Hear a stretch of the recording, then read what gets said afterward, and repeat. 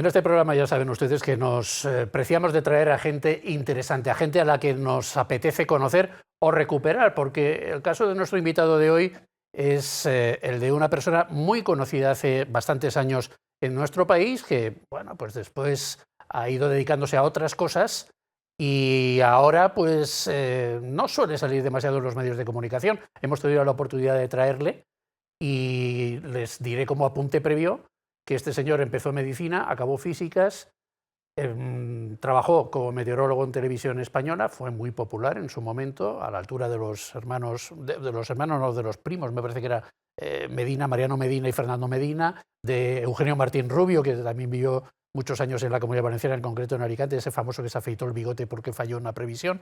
Bueno, pues el señor que nos acompaña hoy está en esa categoría de los meteorólogos especialmente populares en nuestro país. Pero es que además ha escrito libros, por ejemplo, contra la astrología, con un detalle que a mí en su momento me impactó muchísimo, porque es que no deja títere con cabeza, no deja ninguna posibilidad de creer en una pseudociencia que él demuestra claramente que es eso y no otra cosa.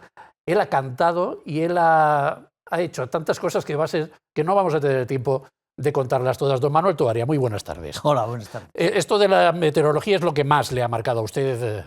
Hombre, era una época en que en televisión española había solamente un canal, de hecho, porque el segundo era en algunos barrios de Madrid y de Barcelona, no se veía.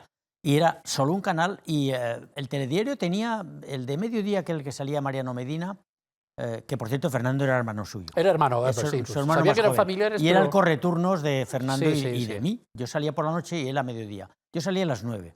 El de las 3 tenía 16 millones de audiencia. Que agárrate que audiencia un telediario. Claro. Y cuando salía Mariano Medina, 18. Y el de la noche tenía un poco más, tenía 18 y cuando salía yo, 21. 21 millones de audiencia. De audiencia, un solo canal, televisión en blanco y negro. Así empecé yo en televisión en el año 69. 69 y estamos en el 2024. Y se hace mejor 31 información. más 24 son 55 No, una años. Barbaridad. No nos detengamos en eso. Soy muy viejo. No nos detengamos en eso. Muy viejo, pero está usted fenomenal, porque me contaba que a punto de cumplir los 80, sí. Pero le veo con una vitalidad y una buena forma. Mientras dure, hay que aprovecharse y el día que se acabe, se acabará y ya está. Claro que eso, los físicos mantienen un buen físico y tienen unas condiciones mentales. No siempre. Don Manuel, ¿es mejor la meteorología de ahora? Más medios sí que tiene, desde luego, claro, que la de entonces, o aquella tenía algo que no tiene la de ahora. La meteorología es una ciencia de conocimiento del medio que nos rodea, en este caso el medio atmosférico. Es una parte de la geografía, si quieres, porque la geografía estudia todo el medio que nos rodea. El paisaje, los ríos, los bosques. Bueno, la meteorología estudia básicamente lo que nos rodea es el aire. Somos como peces dentro del aire, pero conocemos mal ese aire. El que nos rodea sí, pero en general su comportamiento, la lluvia. Y esa ciencia de conocimiento ha avanzado mucho. Yo empecé hace 50 años o más como meteorólogo. De hecho, terminé la carrera y entré en el Instituto de Meteorología, luego me fui y tal. Durante unos años estuve trabajando como funcionario del Ministerio del Aire. Entonces éramos militares, yo era teniente y luego capitán o lo que sea. Y entonces, claro, el conocimiento ha aumentado enormemente. En 50 años la ciencia en todas las ramas ha crecido espectacularmente. Se equivocaban ustedes bastante más que lo que se equivocan los de ahora. Estoy hablando de conocimiento. Ah, vale. Una cosa es el conocimiento y otra cosa es aplicar ese conocimiento a algo. ¿A qué lo aplicas? ¿A predecir el tiempo? Sí, a la gente le apetece saber si el fin de semana va a llover o no. Hombre. Pero eso es... Y al campo, le importa mucho más. ¿Y al turismo? ¿Va a llover o no va a llover? ¿Y al turismo? Y al turismo. Espera, y a los viajes, sí, a los transportes por mar o por aire. No hay un solo avión, ya en mi época, hace 50 años, que saliera de un aeropuerto sin tener una previsión meteorológica del aeropuerto de salida, del viaje que iba a hacer y del aeropuerto de llegada. Ahí eran previsiones, el de salida era el dato que le dabas en el momento de salir. ¿Por qué? Pues porque el avión vuela en el aire y el aire... Lo que le pasa al aire le va a afectar al avión. Si tiene viento en contra, si hace frío, si va a haber tormenta y turbulencia, lo que sea. Hoy eso es todavía más crucial, porque además si tú pillas una corriente en chorro entre Madrid y Los Ángeles, y la corriente en chorro que viene siempre hacia acá, la pillas, te montas encima, la corriente en chorro va a 350 por hora. Tu avión lo pones a 700, pero sobre tierra vas 700 más 350 a 1050 por hora.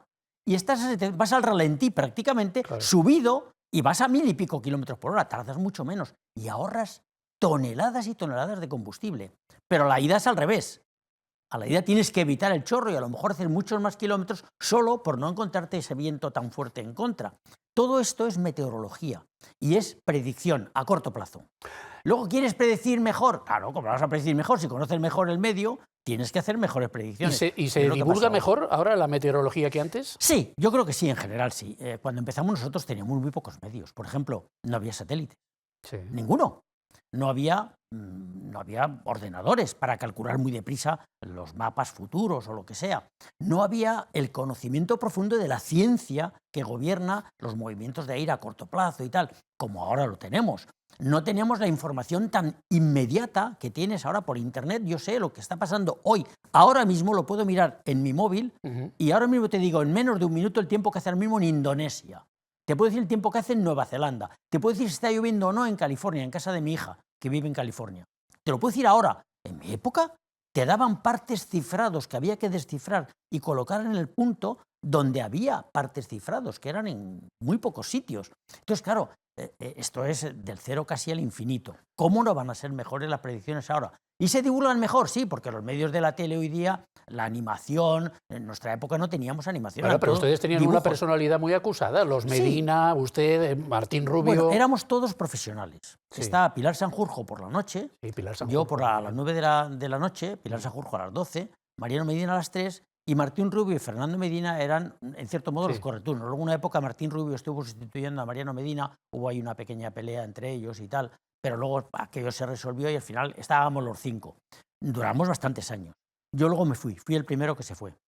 Luego Pilar Sanjurjo acabó también yéndose, los Medina se quedaron mucho tiempo y Martín Rubio también, hasta que les hicieron elegir o meteorología, porque éramos funcionarios del Ministerio del Aire, o televisión. Y algunos eligieron, por ejemplo, luego vino Maldonado, y ese sí que eligió quedarse en televisión.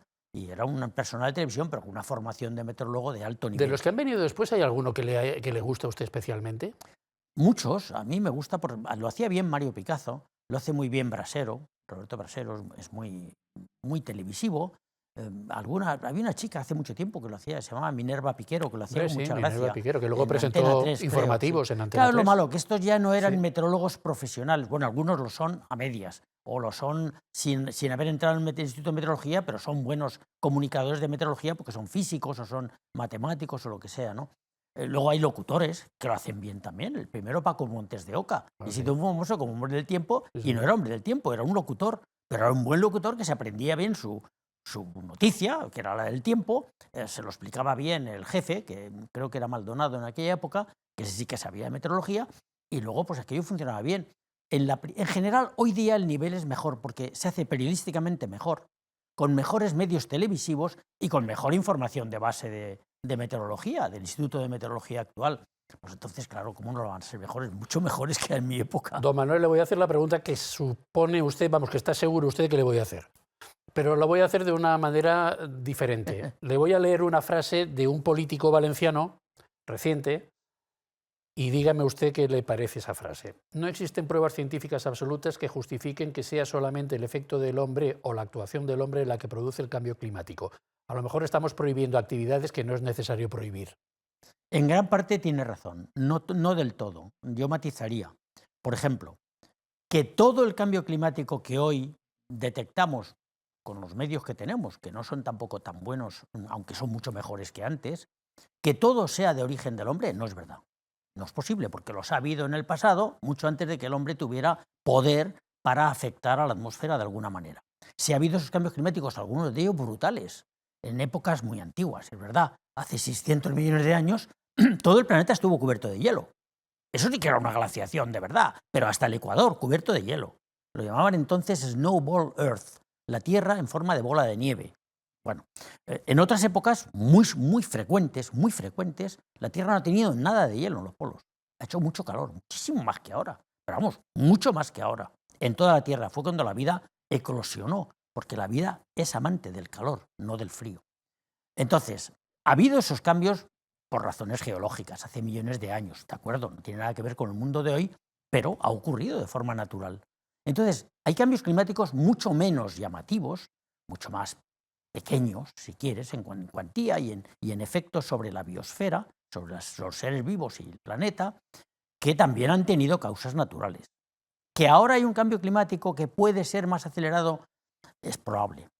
Que tenga que ver la mano del hombre, es probable. ¿Solo la mano del hombre? No. Por tanto, yo de esa declaración, esa matización me parece bien. Que luego lo que se tome como medida para evitar, para contrarrestar, para adaptarnos, para lo que sea de cual, sean unas u otras, es un tema desgraciadamente político y económico, además de científico. Como es científico, tienen que basarse en la ciencia, pero ojo, en toda la ciencia, no solo en una parte de la ciencia. Claro, pero la ciencia es más posibilidades o probabilidades que certezas, ¿no? Por eso. Y además algunos dan más probabilidades unas cosas, otros dan menos. La frase, para que no quede ahí en el limbo, no se lo he dicho antes, para que no condicionara, es de Juan Manuel Badenas, el portavoz de Vox en el Ayuntamiento de Valencia. Vamos a ver. He dicho, hay una vertiente científica, que es la que a mí más me importa y la que conozco mejor. Hay una vertiente económica indudable, porque todas las medidas que se tomen son impuestos y por tanto gasto y por tanto los bolsillos hay que tocarlos y no a todo el mundo le gusta. Bueno, a nadie le gusta que le toquen el bolsillo. Y luego hay razones políticas. ¿Por qué? Porque una parte del espectro político, yo ya no hablo de izquierda Al Gore fue ni de el primero, derecha, ¿no? El vicepresidente americano. Sí, pero este era demócrata. Sí. Resulta que ahora los que están en contra de esta historia son los republicanos. ¿Por qué? Porque se ha polarizado el tema. Y parece que hay una izquierda que quiere el cambio climático es catastrófico, es espantoso, es lo peor que nos ha ocurrido y demás y de cual. Y una derecha que dice, no, de eso nada, que nos cuesta mucho dinero, que no es para tanto, que no sé qué tal. Pero yo no hablaría, fíjate, izquierda y derecha es un lenguaje político superado. Sí. Podemos hablar de economía más liberal, economía más controlada por el Estado o lo que sea. Pero en todo caso, a mí el problema político, la verdad es que me parece bastante ridículo. Mire usted, la ciencia no lo sabe del todo, pero tiene indicios. Y también el problema es de tal magnitud que es muy difícil ponerle coto. Por ejemplo, prohibimos las emisiones de CO2 de algo, pero los chinos no paran de crecer en consumo de carbono y petróleo. Espera, y los chinos son 1.500 millones de humanos, eso es así, que nosotros en España somos 41, 42, 45. Perdone, qué contraste. Estados Unidos, 350 millones de personas, el que más emite después de China.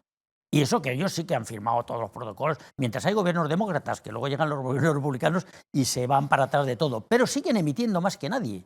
O sea que hay mucha hipocresía política y sobre todo económica. ¿Por qué lo hace Estados Unidos? ¿Porque son malvados? No, porque ganan mucho dinero y quieren seguir siendo ricos. Yo recuerdo sobre este particular que hace 20 años usted, cuando estaba al frente de, que es otra de las cosas importantes que ha hecho usted a lo largo de estos años, al frente del Museo de las Ciencias Príncipe Felipe de Valencia. 15 años estaba ahí. De la Ciudad de las Artes y la Ciencia. Yo recuerdo que usted decía, esto tenemos que esperar para ver lo del cambio climático, para ver si son episodios o estamos ya ante una coyuntura, tendremos que dejar pasar el tiempo para comprobar hasta dónde llega el fenómeno. Y no solo eso, que es una actitud prudente de ciencia, porque la ciencia cuando no sabes algo, la medicina igual, te dicen hay que esperar.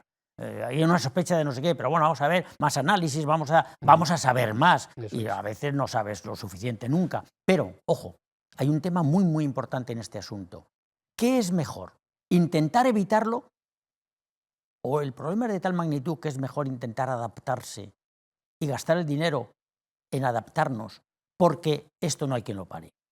La primera postura es la racional. Tenemos un problema, vamos a resolverlo. ¿Que el problema es el CO2? Por ejemplo. Que probablemente hay más cosas, pero bueno, el CO2, pues vamos a eliminar el CO2, sí, pero eliminar el CO2 cuesta mucho dinero y hay gente que se niega.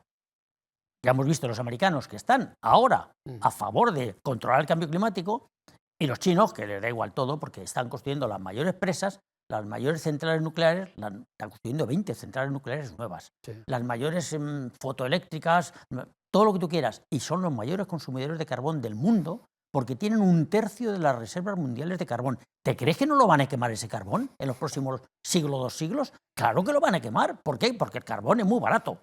Y quemar el carbón... Y no entremos ya en las disputas entre las industrias productoras de electricidad y las petroquímicas. Pero, bueno, es que todo el mundo... Esa es la parte económica del problema. Claro. Y entonces, sabiendo que eso no vas a controlarlo, por ejemplo, Europa está haciendo ahora un poco, por así decirlo, el primo, porque estamos poniendo límites que yo creo que está bien hecho.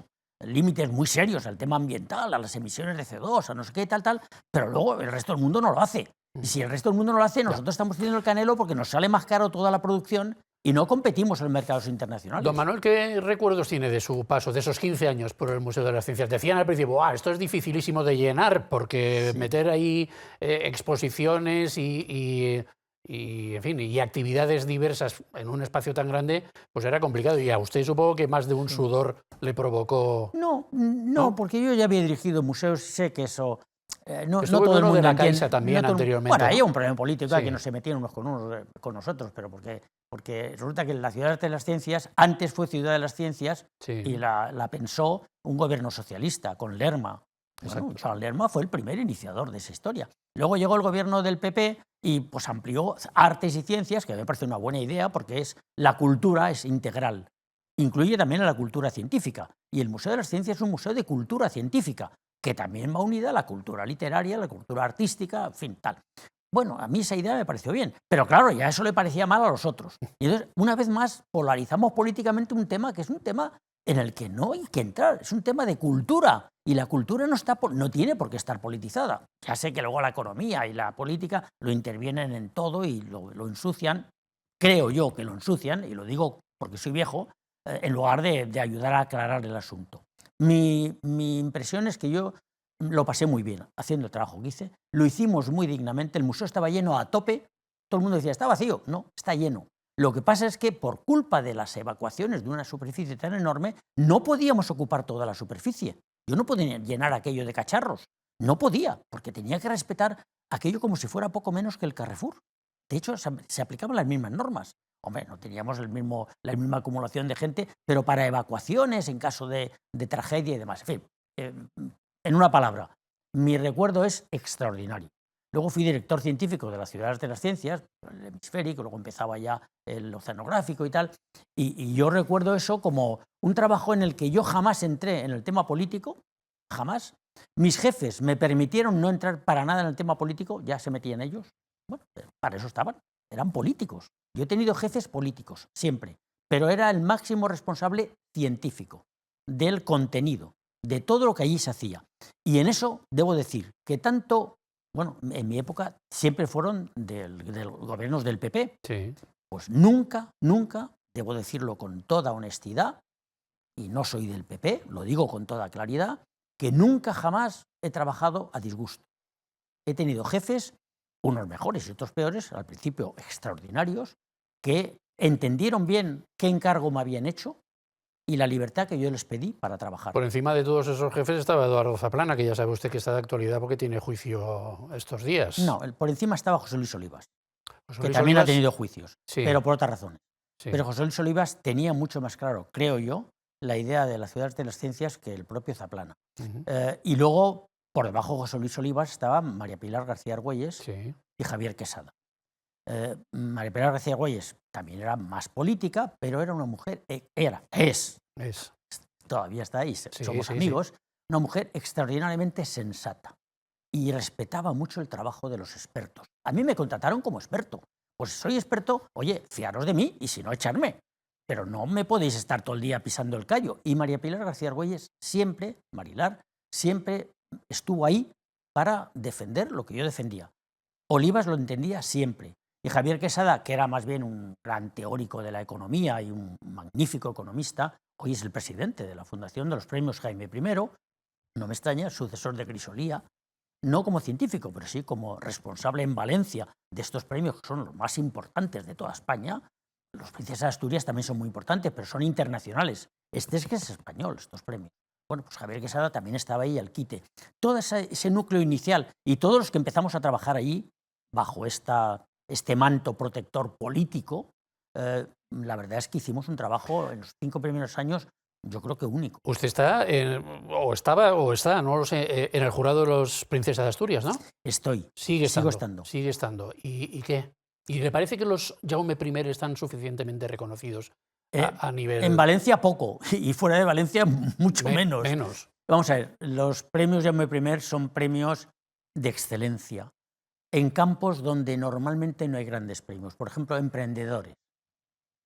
Hay un premio Nobel de Economía, pero no hay un premio Nobel de emprendedores. ¿Por qué son importantes los emprendedores? Porque son personas que, por cierto, la inmensa mayoría, con muy buen bagaje científico-técnico, porque tienen que trabajarse la parte más competitiva luego en el mercado como emprendedores empresariales, pero la empresa tiene que basarse en unos conocimientos previos que el que no los tenga, la intuición aquella de hace 100 años, eso se ha acabado. Hoy día los emprendedores o están bien preparados o no se comen una rosca. A mí me parece muy importante que unos premios tan bien dotados económicamente y que la mayor parte de ese capital, el que lo recibe, lo reinvierte en más ciencia. Eso es fantástico. Y en campos de todo tipo, científicos, pero también emprendedores y economía, ¿no? Esto Javier Casado lo ha potenciado mucho. Grisolía ya tuvo el inmenso mérito de crear estos premios, tener el apoyo de la Casa Real, exactamente el mismo apoyo que los princesas de Asturias, y vienen los reyes a dar los premios aquí a Valencia y tal, que aquí curiosamente no se les hace mucho aprecio, creo yo. No llegaremos a estar nunca al nivel de los príncipes de Asturias. Aquellos es que también tienen una componente social. Ahí premian a Bob Dylan y premian a internacionales. A la actriz, esta ahora no me sale el nombre. Meryl Streep. Yo llevo 18 años en el jurado. Claro, y aquí premiamos a premios Nobel o prepremios Nobel. No, los premios Nobel son jurados. Sí, pero allí gente que va a acabar siendo no premiamos a premios Nobel. Gente que normalmente acaba siendo premio Nobel. Claro, pero son siempre internacionales. Sí. ¿Por qué? Pues porque, hombre, si tú compites en el mundo entero para la cultura, por ejemplo, pues no puedes... figuras españolas de la cultura, del deporte sí encuentras algunos, porque en España brillamos mucho. Sí. En ciencia va a ser difícil que un premio Jaume I, magnífico científico, primerísimo nivel mundial y tal cual, pero no está entre los 2 o 3 mejores. A lo mejor, don Manuel, el problema está en que en España en general hacemos muy poquito caso a la ciencia. Usted estaba en no sé si presidiendo, secretario general, no sé, en algún cargo de una asociación de divulgadores de prensa científica. He sido presidente muchos años, ahora soy un miembro más. Sí, que yo también estuve ahí apuntado durante algunos años.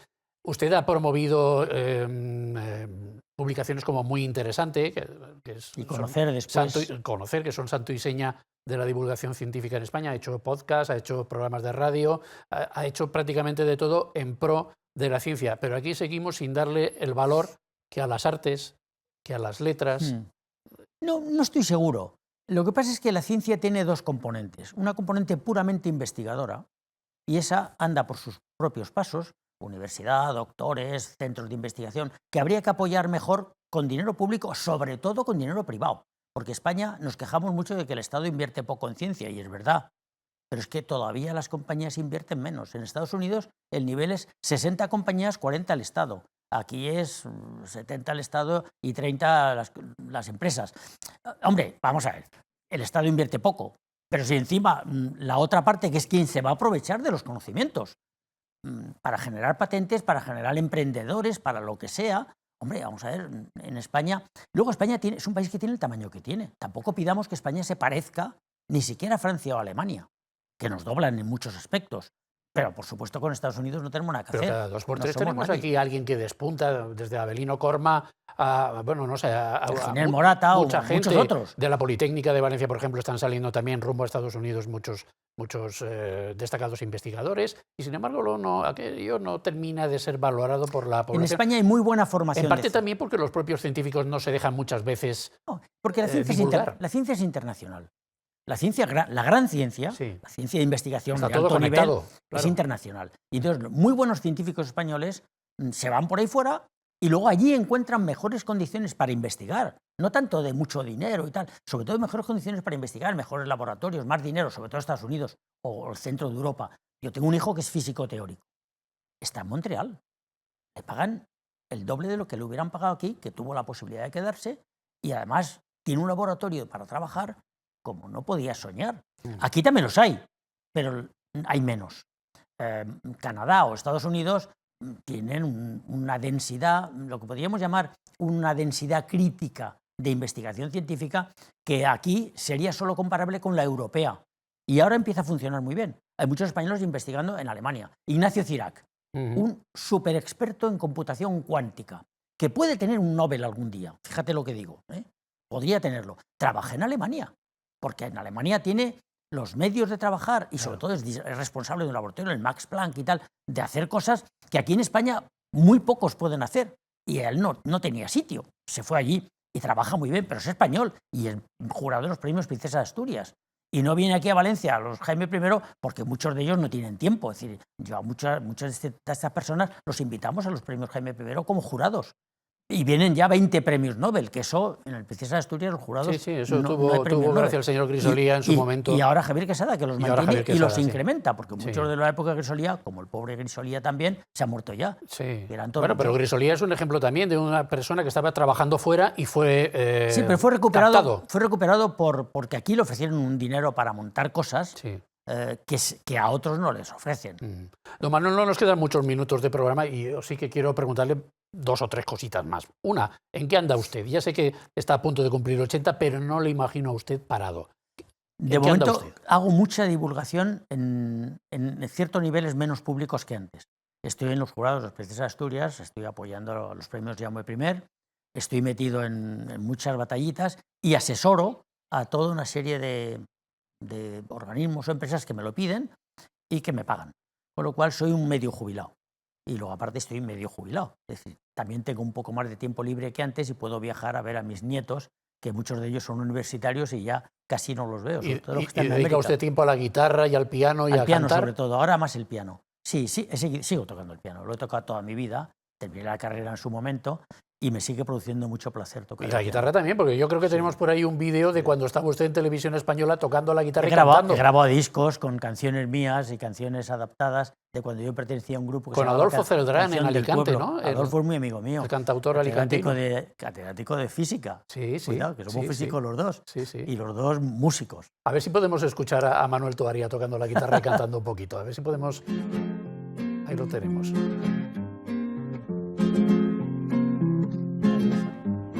Con el ramilletillo voy a la iglesia. Claro, luego me hicieron tocar el piano, en ese piano. Sí. Pulidito amor. Eso fue en La Cometa Blanca, me parece, un programa de... Probablemente. Yo me dejaba liar, me llamaban de un programa de los amigos y tal. Pues sí, hombre, ¿por qué no? Venga, ya está. Cogí la guitarra ahí. Y eso no le decían, oye, que esto te quita seriedad cuando das... A mí no me lo parecía. A mí tampoco, pero... A ellos tampoco. Pero hay Mira, mucha tenía gente pelo. que dice, no. Ay, me encanta, tenía pelo y tenía la barba negra. ¿Ves? Eso es hace 50 años o más. Bueno, pues Manuel Toaria 1 y Manuel Toaria 2. Yo recuerdo ese libro, lo he dicho al principio, pero ese libro suyo de astrología, ciencia o creencia me pareció demoledor. No era muy gordito. No, era un magrógil. Y desmontaba absolutamente He escrito todas... 44 libros. ¿Cuántos? 44 libros. Y estoy con 3 más. Caramba. A ver si me da tiempo a terminarlos antes de morirme. Hombre, esperemos que sí. ¿De qué son? Esperemos. ¿De qué van? Pues de varias cosas. Uno sobre el té, el chocolate y el café, los antioxidantes, son alimentos extraordinarios, pero hay que tener cuidado con ciertas cosas. El otro es una novela de ciencia ficción, una trilogía, de un viaje al satélite Titán de Saturno, un satélite donde podría haber una vida diferente de la nuestra, cristalizada, a 170 bajo cero y tal. Y otro es sobre el efecto invernadero, hablando con detalles de la parte más científica del asunto del cambio climático y del efecto invernadero de la Tierra, y de pasada dando pinceladas críticas al aspecto político y al aspecto económico que desgraciadamente condicionan mucho lo que en un momento dado la ciencia nos dice. Pues lo leeremos con muchísima atención. El último minuto, usted nos ha sobrevolado por encima de la familia hablando de nietos, de hijos, su mujer también afortunadamente está entre nosotros y nos puede ver.